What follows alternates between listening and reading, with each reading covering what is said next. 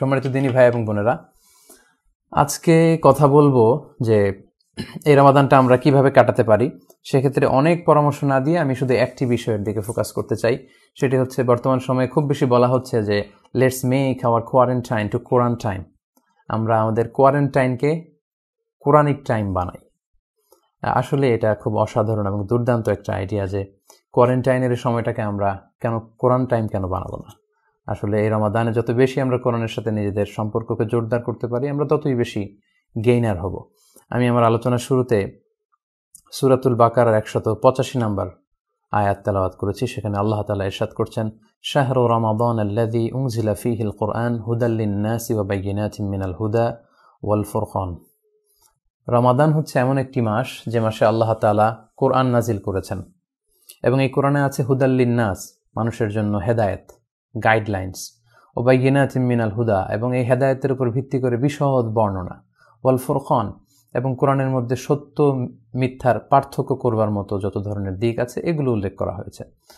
তাহলে সূরাতুল বাকারার 185 নম্বর আয়াতের আলোকে আমরা বুঝতে পারলাম যে রমাদান মাসে আল্লাহ তাআলা কোরআন নাজিল করেছেন। তাহলে যে মাসটি আমরা সম্মানিত ভাই এবং বোনেরা কাটাতে যাচ্ছি, এটা হচ্ছে কোরআন নাজিলের মাস, এটা হচ্ছে কোরআনকে উদযাপনের মাস। এজন্য এই মাসে কোরআনের সাথে আমাদের একটা মজবুত সম্পর্ক গড়ে তোলবার চেষ্টা করতে হবে, নতুন করে একটা সম্পর্ক গড়বার চেষ্টা করতে হবে, কোরআনের সাথে আমাদের অ্যাটাচমেন্টটাকে বাড়ানোর চেষ্টা করতে হবে, যেহেতু এটা কোরআন নাজিলের মাস। আমরা অন্যান্য ইবাদত তো পুরো রমাদানে করবই, জামাতে সালাত আদায় করা, তারাবির সালাত পড়া, ইফতারি করা, সাহুর খাওয়া, কিয়ামুল লাইল করা, কিন্তু সবচাইতে বেশি সময় যাতে আমরা কোরআন কেন্দ্রিক দেই, আমরা এই রমাদানটাকে কোরআনিক রমাদান বানাতে চাই। এই রমাদানটা যেন, এই রমাদানের প্রধান সিলেবাস যেন থাকে আমাদের কোরআন। এটাই হচ্ছে আজকে আমার আলোচনার প্রতিপাদ্য বিষয়, যে এবারের রমাদানের এই যে ইউনিক রমাদান বা ডিফারেন্ট রমাদান আমরা কাটাতে যাচ্ছি, আমাদের রমাদান 2020, রমাদান 1441 হিজরির যে রমাদান, এই রমাদানটা যেন আমাদের কোরআনময় রমাদান হয়। কোরআনকে যেন আমরা এই পুরো মাসে বন্ধু বানিয়ে রাখতে পারি এবং সে অনুযায়ী যেন সবসময় আমরা আমল করতে পারি। আমরা যদি একটু খেয়াল করি তাহলে দেখব যে ফেরেশতাদের মধ্যে সর্বশ্রেষ্ঠ ফেরেশতা হচ্ছেন জিবরাইল আলাইহিস সালাম। তিনি কোরআন নিয়ে পৃথিবীতে এসেছিলেন। তো জিবরাইল আলাইহিস সালাম কোরআন নিয়ে পৃথিবীতে নাজিল হওয়ার কারণে উনি হয়েছেন পৃথিবীর শ্রেষ্ঠ ফেরেশতা। আবার রমাদান আল মুবারক, এই মাসে কোরআন নাজিল হওয়ার কারণে এই মাসটি হয়েছে পৃথিবীর শ্রেষ্ঠতম মাস।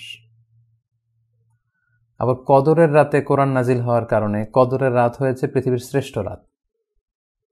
আল্লাহ রাসূল সাল্লাল্লাহু আলাইহি ওয়াসাল্লামের উপর কোরআন নাজিল হওয়ার কারণে আল্লাহ রাসূল সাল্লাল্লাহু আলাইহি ওয়াসাল্লাম হয়েছেন শ্রেষ্ঠ নবী, এবং আমাদের জন্য বা আমাদের উপর কোরআন নাজিল হওয়ার কারণে, এই উম্মতে মুহাম্মাদের উপর কোরআন নাজিল হওয়ার কারণে উম্মতে মুহাম্মাদি হয়েছে শ্রেষ্ঠ উম্মাহ। আমাদেরকে বলা হয় খায়রু উম্মাহ। খেয়াল করেছেন বিষয়টা, যে জিবরাইল আলাইহিস সালাম তিনি কোরআন নিয়ে এসে হয়েছেন শ্রেষ্ঠ ফেরেশতা। রমাদান কোরআন পেয়ে হয়েছে শ্রেষ্ঠ মাস। কদর, লাইলাতুল কদর কোরআন পেয়ে হয়েছে শ্রেষ্ঠ রাত। আল্লাহর হাবিব সাল্লাল্লাহু আলাইহি ওয়াসাল্লাম কোরআন ধারণ করে হয়েছেন শ্রেষ্ঠ রাসূল। আমাদেরকে কোরআন দিয়ে আমাদেরকে বানানো হয়েছে শ্রেষ্ঠ উম্মাহ, খায়রু উম্মাহ। তেমনি আমাদের মধ্য থেকেও যারা কোরআনের সাথে সবসময় সম্পর্ক জুড়ে দিবে, সবসময় হৃদয়টাকে কোরআনের সাথে জড়িয়ে রাখবে, মিলিয়ে রাখবে, তারা হবে এই পৃথিবীর শ্রেষ্ঠতম মানুষ।